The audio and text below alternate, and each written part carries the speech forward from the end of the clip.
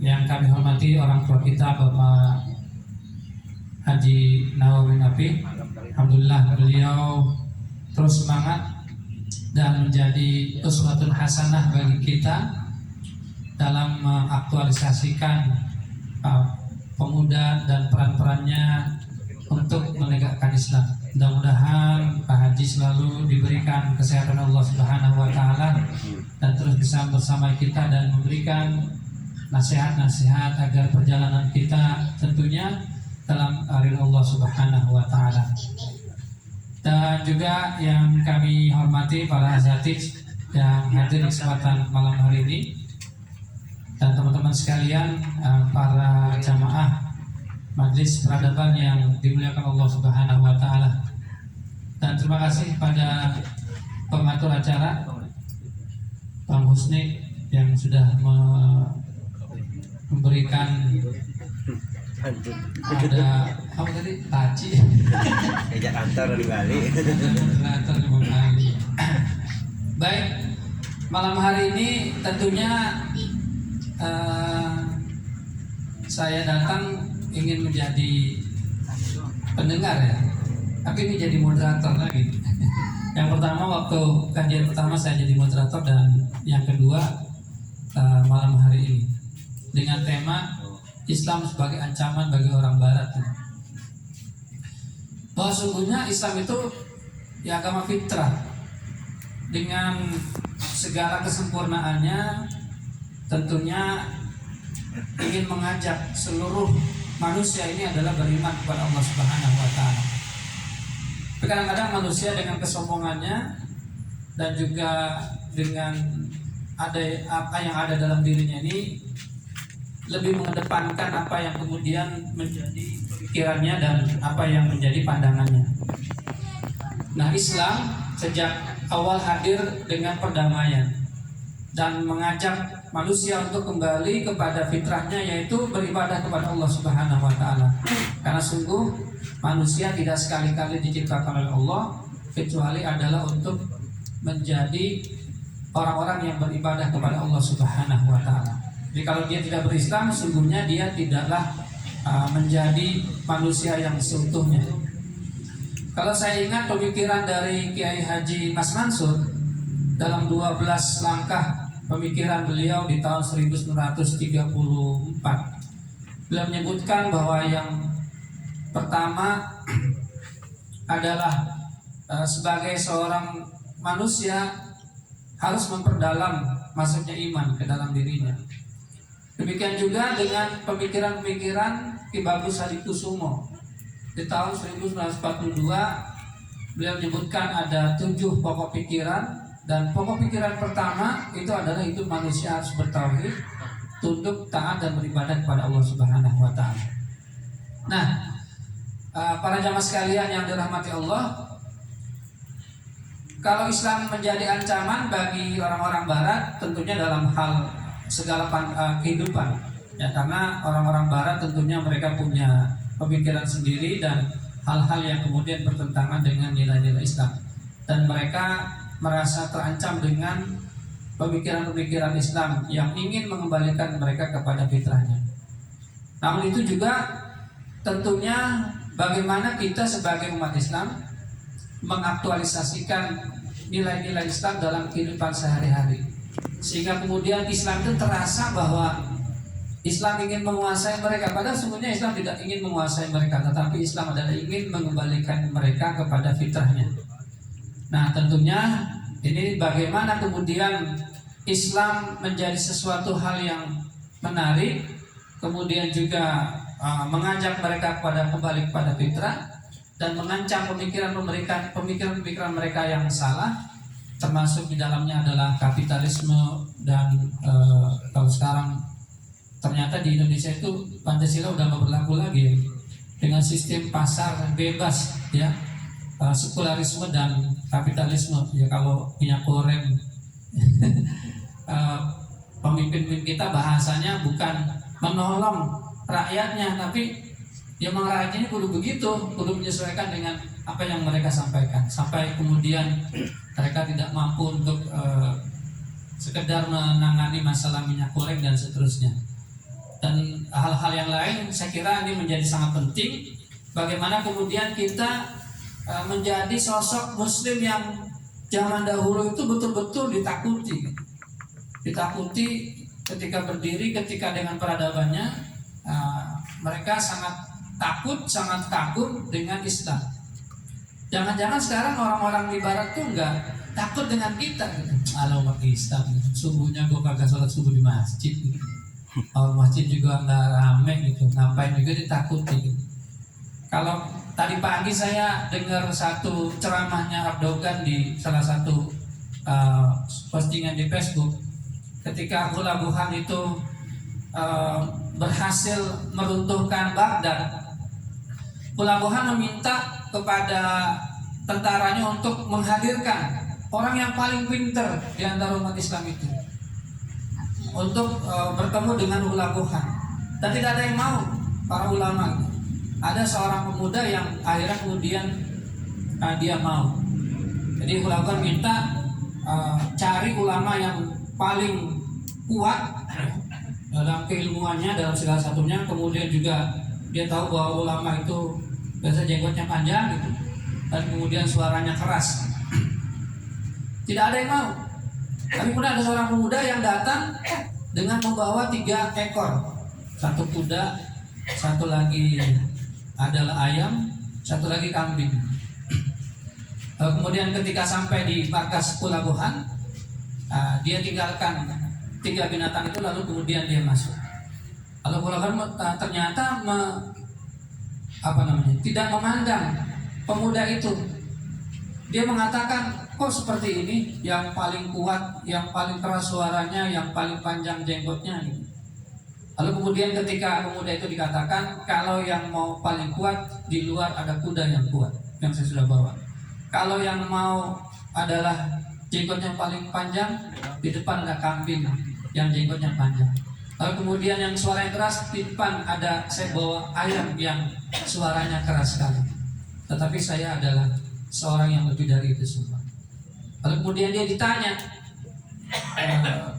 mengapa Islam itu bagaimana pendapat kamu dengan kedatanganku? Lalu dia menjawab, kedatanganmu adalah diutus oleh Allah, karena umat kami, umat Islam itu sudah melupakan Allah Subhanahu wa Ta'ala, dan ini menjadi wasilah dan teguran buat kami agar kemudian kami bisa menjadi pribadi muslim yang sesungguhnya.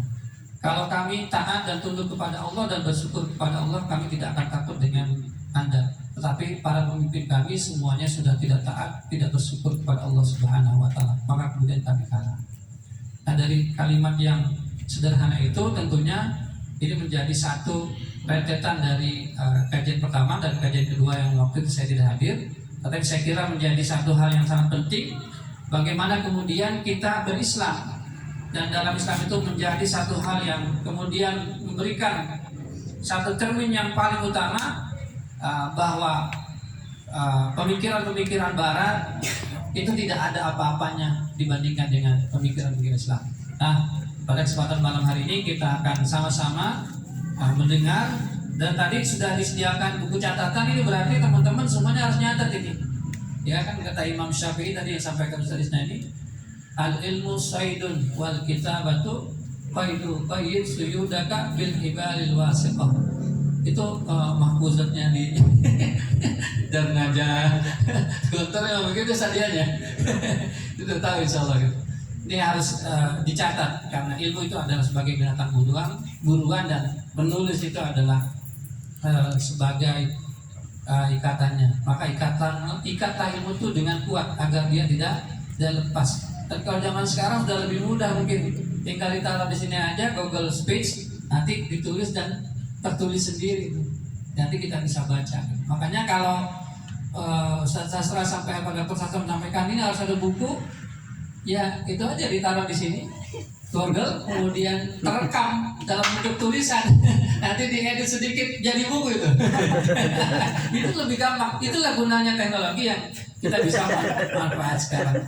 Dan saya itu udah praktekkan beberapa kali. Saya di Muhammadiyah sebagai sekretaris, kadang-kadang nulis ketinggalan, saya taruh aja. Kemudian ditulis berita acatnya lengkap kata per kata. sehingga kemudian apa yang dibicarakan dengan jelas. Baik, saya tidak memperbanyak pengantar saya, takutnya nanti makin tambah rancu dan runyam untuk berpikir. Kita langsung dengarkan Pak Dr. Ahmad Sastra yang akan menyampaikan kembali, menggugah pikiran kita, menggugah asa kita dan hati kita agar kita menjadi seorang Muslim yang sungguh sangat luar biasa, yang malam hari ini menjadi ancaman bagi orang Barat. Paling kepada Muslim.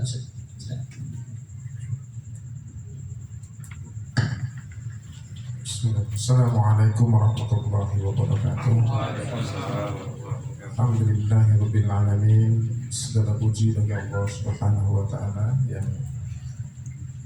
telah memberikan, menganugerahkan nikmat yang luar biasa kepada kita, baik kehidupan, kita ini masih dikasih usia, kemudian kesehatan, kemudian kebebasan, kemudian iman dan takwa. Ini 4 nikmat ini harus disyukuri. Hidup itu untuk apa? Kalau sehat itu bagaimana? Kemudian kita bebas, nggak di penjara kan, kita ini kan ngapain gitu kalau bebas. Kemudian dan dengan takwa iman tuh kemudian kita harus seperti apa? Nah, tadi moderator sudah mengawalinya. Salawat dan salam semoga tercurahkan kepada baginda Nabi Muhammad SAW. Beliau adalah teladan kita dalam semuanya. Beliau adalah orang yang paling tinggi akidahnya. Beliau juga yang paling banyak pergerakannya. Jadi saya ingat kata-kata Sayyid Qutb itu ya, bahwa tauhid itu yang benar itu melahirkan pergerakan gitu.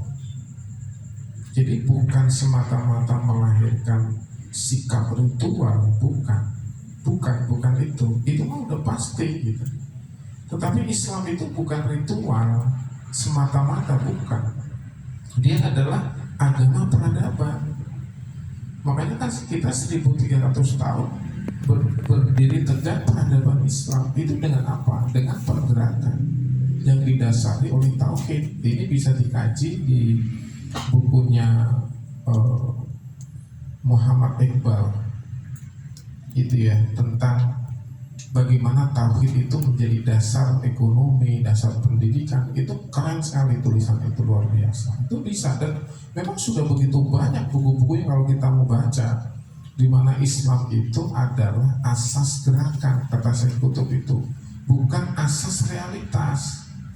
Jadi realitasnya seperti apapun ya kita tuh memang harus bergerak. Andai peradaban Islam sudah tegak, emang kita mau tidur? Enggak kan? Juga bergerak terus kan? Jadi saya Qutb katakan, tekankan bahwa Islam adalah asas pergerakan, bukan asas realitas, bukan. Jadi kita ini dalam kondisi apapun ya tetap harus beribadah, tetap harus bergerak, tetap harus berdakwah, karena tidak ada ujungnya kan dakwah itu kan. Manusia ini nggak akan pernah sempurna kan kondisi kan, apalagi hari ini kalau kita lihat. Nah oleh sebab itu Rasulullah adalah teladan terbaik. Kita bisa membuka sirah ya. Sirah itu banyak sekali. Sirah dari sisi pendidikan ada, sirah dari sisi politik ada. Yang sering saya baca itu sirah dari sisi politik. Profesor Rawaskol Ahji namanya. Itu luar biasa juga itu sirah. Tapi di pengantar buku itu beliau katakan begini, bahwa ada sirah yang belum ditulis di dunia ini, yaitu sirah perspektif pendidikan. Bagaimana Rasulullah itu sebagai seorang guru itu seperti apa sih perjalanannya gitu. Misalnya di Darul Arqam itu seperti apa sih sebenarnya, kurikulumnya kayak gimana sih gitu. Kok kemudian bisa melahirkan generasi yang hebat gitu. Nah ini belum ada sirah itu. Waktu saya S3 itu tadi mau nulis disertasi tentang sirah perspektif pendidikan, cuma memang kekurangan referensi juga gak banyak, jadi agak susah gitu. Kalau politik sudah ada, Profesor Rawaskol Ahji, bisa dibaca bagaimana perjalanan Rasulullah dalam perspektif politik gitu. Bahkan tadi Ustadz Isna ini kan menyinggung poligami ya, itu di buku itu ada perspektif politik poligami Rasulullah. Jadi ada aspek politik itu di dalam poligami itu. Untuk apa? Untuk memperluas dakwah, untuk menjadikan istri-istri itu sebagai penyambung lidahnya Rasulullah. Terus kemudian Rasulullah itu menikahi tokoh Yahudi untuk menyatukan umat bangsa Arab saat itu politis semua itu. Itu ada di buku itu gitu. Jadi jangan asal-asalan juga poligami itu. Jangan asal punya duit banyak langsung pengen nikah lagi. Ntar dulu. Ada sisi politik ya kalau di buku itu. Jadi harusnya gimana? Nikah lagi sama orang Papua satu, orang Sulawesi satu. Dakwahnya itu menyebar ke seluruh Indonesia gitu loh. Bukan di sebelah sini. Ya jangan gitu. Itu ada di buku itu. Silakan dibaca sisi politik poligami Rasulullah. Itu salah satu subjudulnya dan saya membacanya dan bahkan saya sudah menuliskannya. Saya menulis itu ada 2 dimensi politik poligami Rasulullah. Itu satu bisa dibuka tuh di Google. Yang kedua, menikahi janda sebagai ladang pahala. Geger tuh Bogor waktu termasuk istri saya nulis ini BI ya. Kok nggak ngomong ke saya? Ini kok dari tetangga saya dapatnya ya nulis aja. Nulis kok nggak boleh, itu ada hadisnya kok jelas kok di situ. Cuma kan ngasih tahu aja bahwa itu kebaikan gitu. Nah itu di ahmadsastra.com bisa dibaca ya. Bisa dibaca sekarang ini, hari ini sudah ada 460 artikel. Jadi kalau saya sebulan nggak kesini ini saya menulis hampir 20 artikel. Kalau antum belum nulis juga, ya memang dibubarin aja bulan depan. Ngapain? Apalagi macet begini. Jadi saya berharap memang kita produktif sih ya. Karena sekarang ini udah sosial media, orang itu kan mengaksesnya dari tulisan, orang langsung buka Google. Nah, Google itu kalau dibuka tentang Islam itu isinya orang liberal di situ. Yang menulis itu kita ini yang nggak liberal aja malah nggak nulis. Mereka aja yang liberal aja nulis, kok akhirnya ditangkaplah adik-adik kita itu tulisan di situ. Nah, bisa juga sih kalau mau menulis